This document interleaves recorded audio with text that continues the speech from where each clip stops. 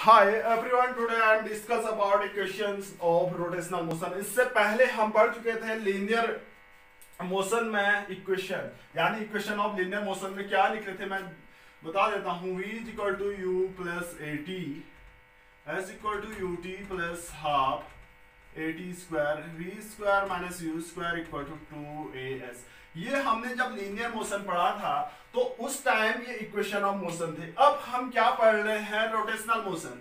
तो rotational motion में हमें इक्वेशन ऑफ मोशन फाइंड करने हैं, जैसे 3 यहाँ फाइंड किए थे, ऐसी हमें इक्वेशंस ऑफ रोटेशनल मोशन में। देखो रोटेशनल मोशन में हम जो वेलोसिटी है उसको कैसे डिफाइन करते हैं। देखो एंगुलर वेलोसिटी हम पढ़ चुके हैं, ओमेगा क्या होता है, ये होता है ओमेगा इज इक्वल टू, सबसे पहले एंगुलर डिस्प्लेसमेंट हम पढ़ चुके हैं, थीटा पढ़ चुके हैं। इसके बाद ओमेगा पढ़ा है, एंगुलर वेलोसिटी पढ़ी है, डी थीटा अपॉन dt पढ़ चुके हैं हम।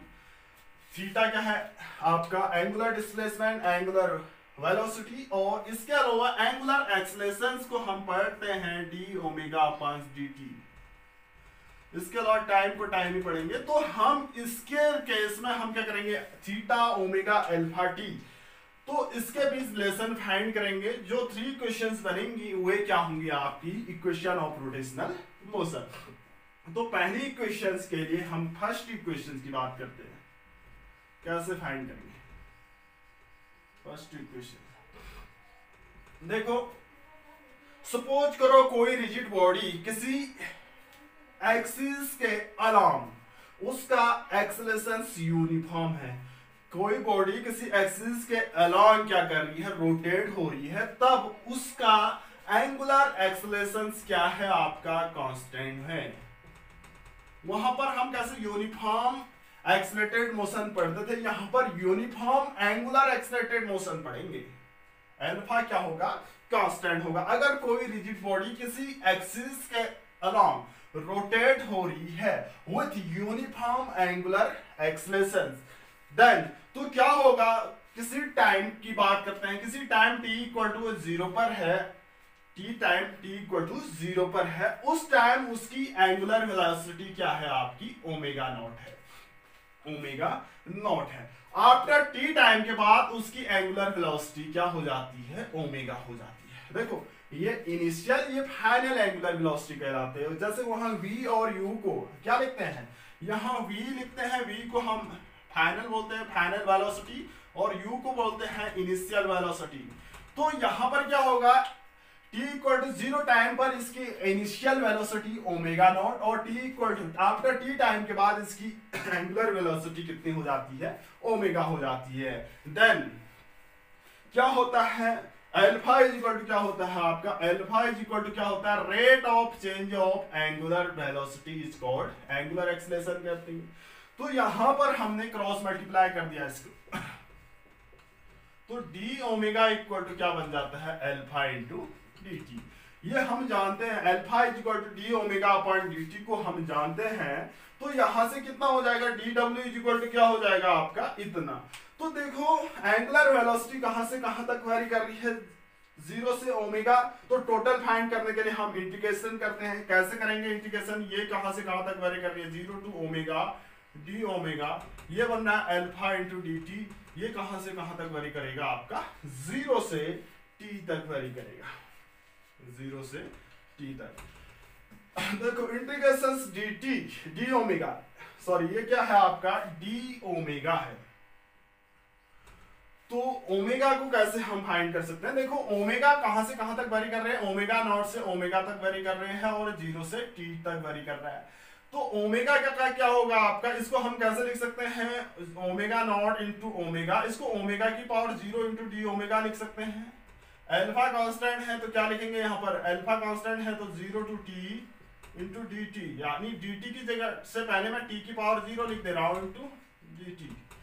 देखो यहां पर क्या होगा, मैंने ओमेगा की पावर 0 क्यों लिखी, इसकी वैल्यू 1 होती है। तो यहां पर हम इंटीग्रेशन फॉर्मूला यूज करते हैं। क्या फॉर्मूला होता है, इंटीग्रेशन x की power n dx is equal to x की power n plus 1 upon n plus 1। देखो यहां पर क्या हो जाएगा, ओमेगा की पावर 0 प्लस 1 अपॉन 0 प्लस 1, ये कहां से कहां तक वेरी कर रहा है, ओमेगा 0 से ओमेगा तक। ये अल्फा है, ये हो जाएगा आपकी टी की पावर 0 प्लस 1 से टी की 0 प्लस 1। ये भी वेरी कर रहा है 0 से टी तक, क्या कर रहा है, वेरी कर रहा है। अब देखो लिमिट को हम वेरी कर देते हैं, तो लिमिट को वेरी करने के बाद क्या आएगी इक्वेशंस, देखो ये बनेगा आपका ओमेगा। ओमेगा कहां से कहां तक वेरी कर रहे हैं, ओमेगा नॉट से ओमेगा तक। यहाँ पर अल्फा टी है, टी कहां से वेरी कर रहा है, 0 से टी तक। इसको मैंने ऐसा लिख दिया क्योंकि 0 प्लस 1 ऐसे ही होता है। तो अब हम क्या करते हैं, upper limit minus lower limit, अगर लिमिट वेरी करते हैं तो omega minus omega naught is equal to alpha into t minus, एक बार टी की जगह 0 रखेंगे, तो ये क्या बन जाता है आपका omega minus omega naught equal to alpha t, equal to alpha t, omega equal to omega naught plus alpha t. ये क्या है, first equation of rotational motion. First equation of rotational motion, देखो ये तो हम लिख चुके हैं, यहां पर लिख देता हूं मैं। देखो वहां पर क्या आई थी आपकी first equation, v is equal to u plus a t आई थी, यहां पर हमारी आएगी omega equal to omega naught plus alpha t. ठीक है, ये क्या आई हमारी फर्स्ट इक्वेशन। यहां पर क्या थी, लीनियर में ऐसी थी। देखो लीनियर की फाइनल वेलोसिटी थी v, और यहां पर इसकी फाइनल वेलोसिटी है ओमेगा, यहां पर u थी तो यहां पर ओमेगा नॉट। ए वहां पर लीनियर एक्सीलरेशन था, तो यहां पर अल्फा क्या है, एंगुलर एक्सीलरेशन है। ठीक है, ये तो होगी आपकी first equation of motion in rotational, first equation of rotational motion. दूसरी इक्वेशन की बात करते हैं, सेकंड इक्वेशन की बात। सेकंड इक्वेशन क्या होगी इसकी, देखो हम जानते हैं कि हमें क्या फाइंड करना पड़ता है, s equal to u t plus half a t square होता है। यहां पर हम जानते हैं, देखो ओमेगा क्या होता है आपका, सिंस हम ओमेगा इज इक्वल टू ये जानते हैं, since omega equal to rate of change of angular displacement, वहां पर v इज इक्वल टू लिखते थे ds upon dt, ds upon dt। यहां पर ऐसा लिखते हैं जो हम पढ़ चुके हैं, angular velocity is equal to होता है rate of change of angular displacement. अगर इसको क्रॉस मल्टीप्लाई करते हैं तो क्या होगा, ये क्रॉस मल्टीप्लाई करते हैं, d theta is equal to omega into d t. Omega की वैल्यू पुट कर दो, यहाँ पर ये ओमेगा की वैल्यू पुट करेंगे तो d theta is equal to क्या होगा आपका, omega naught plus alpha into t into d t. अलग अलग कर दो, omega naught into d t plus alpha t into d t. अब देखो हमें टोटल फाइंड करने के लिए हमें इंटीग्रेशन की रिक्वायरमेंट होती है। सपोज टी इक्वल टू 0 पर आपका जो एंगुलर डिस्प्लेसमेंट है क्या है, टी इज इक्वल टू, यहां पर लिख देता हूं टी इज इक्वल टू, देखो t इज इक्वल टू हम जानते हैं t इज इक्वल टू 0 पर उसका डिस्प्लेसमेंट थीटा इक्वल टू 0 है। आफ्टर t टाइम के बाद उसका डिस्प्लेसमेंट कितना हो जाता है, थीटा हो जाता है। देखो t इक्वल टू 0 पर उसका डिस्प्लेसमेंट 0 है, और आफ्टर t टाइम के बाद उसका डिस्प्लेसमेंट थीटा हो जाता है। टोटल इंटीग्रेशन करने पर क्या होता है आपका, integration 0 to theta d theta is equal to integration 0 to t omega naught into d t plus integration 0 to t alpha into t into d t. देखो इस इंटीग्रेशन डी थीटा को मैं थीटा लिख देता हूं, इसको मैं लिख देता हूं थीटा की पावर 0 इंटू थीटा, यानी लिमिट। देखो ओमेगा नॉट कांस्टेंट है, t की पावर 0 है, तो यहाँ पर t आ जाता है। इंटीग्रेशन dt आप सीधे डायरेक्ट लिख रहा हूं मैं, dt इंटू ये 0 से t तक, यहाँ पर अल्फा कॉमन है, तो यहाँ पर इंटीग्रेशन t इंटू dt का क्या हो जाएगा, t square upon 2 into d की power 0 to t। Limit vary करेंगे तो थीटा माइनस 0, ये आ जाएगा omega naught t minus 0 plus alpha t square upon 2 minus 0, ये अल्फा है। अब थीटा माइनस 0 को कम करते हैं तो ये आएगा थीटा, ये आएगा omega naught into t plus half alpha t square.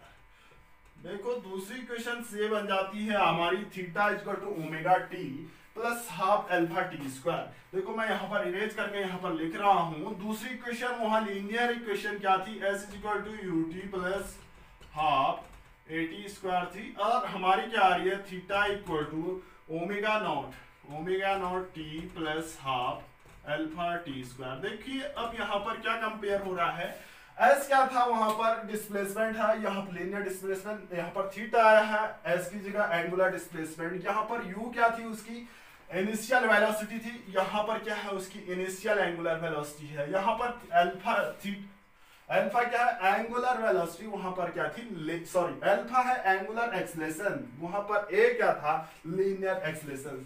ऐसी हम थर्ड इक्वेशंस को भी डिराइव कर सकते हैं। Rotational equation of rotational, third equation of rotational motion क्या होती है, ये हम डिस्कस कर चुके हैं किसमें, लीनियर में। तो अल्फा इक्वल टू होता है d omega upon d t. Angular acceleration is equal to rate of change of angular velocity होती है। इसको मैंने क्या लिखा, इसको मैंने डी थीटा से मल्टीप्लाई भी किया, डी थीटा से डिवाइड भी कर दिया, कुछ हुआ, डी थीटा से मल्टीप्लाई भी किया, डी थीटा से डिवाइड भी कर दिया। मैंने लिखा इसको डी ओमेगा पास d theta into d theta पास डी टी। देखो यहां पर क्या किया मैंने, डी थीटा से मल्टीप्लाई भी डिवाइड भी किया, फिर डी ओमेगा के नीचे ये डी थीटा लिखा है, डी थीटा के नीचे डी टी लिख दिया, ठीक है। अब देखो d theta upon d t, या क्या होता है, d theta upon d t हम जानते हैं, rate of change of displacement equal to velocity होती है, rate of change of angular displacement equal to angular velocity, इसको हम ओमेगा लिख सकते हैं। Alpha equal to omega into d omega upon d t लिख सकते हैं। डी थीटा की जगह हमने, d theta upon d t की जगह हमने ओमेगा रखा। अब देखो इसको हम क्रॉस मल्टीप्लाई कर देते हैं, क्रॉस मल्टीप्लाई करेंगे तो क्या आएगा आपका, ये 1 होगा इसको और इसको, omega into d omega equal to alpha into d t. Total find करने के लिए ओमेगा मींस यहाँ पर वेलोसिटी ओमेगा नॉट से ओमेगा तक वेरी कर रही है। डिस्प्लेसमेंट किसी टाइम देखो, सॉरी ये डी थीटा है, हाँ ये डी थीटा, और देखो डिस्प्लेसमेंट कब कर वेरी कर रहा है, 0 से थीटा। टोटल फाइंड करने के लिए हमें ये ओमेगा नॉट से omega, omega into d omega into distance 0 to theta alpha into d theta. देखो ये क्या हो जाएगा आपका ओमेगा स्क्वायर अपॉन 2 इसका इंटीग्रेशन, और ये वेरी कर रही है ओमेगा नॉट से ओमेगा, और ये बनेगा आपका अल्फा इंटू थीटा, कहां से कहां तक, 0 टू थीटा, ठीक है। अब इसको लिख देते हैं, क्या वेरी कर देते हैं, omega square upon 2 minus omega naught square upon 2 is equal to alpha into theta minus 0। This implies that half common लिया, omega minus omega naught square लिखा, इसमें इज इक्वल टू क्या आया, अल्फा थीटा, क्या आया, अल्फा थीटा आया half common लेने के बाद। तो यहां से अगर हम क्रॉस मल्टीप्लाई करते हैं तो ये आता है omega square minus omega naught square minus 2 alpha theta. देखो ये इक्वेशन आती है third equation of rotational motion. वहां पर क्या आई थी आपकी, देखो वहां पर v square minus u square is equal to थी आपकी, v square minus u square equal to था 2as। यहाँ पर क्या है, omega square minus omega naught square minus 2 alpha theta. ये क्या है हमारी लीनियर, सॉरी रोटेशनल इक्वेशन में, equation of motion first second third. तो सेम कंपेयर करते हुए हम लिख सकते हैं। उसके बाद नेक्स्ट वीडियो में हम पढ़ेंगे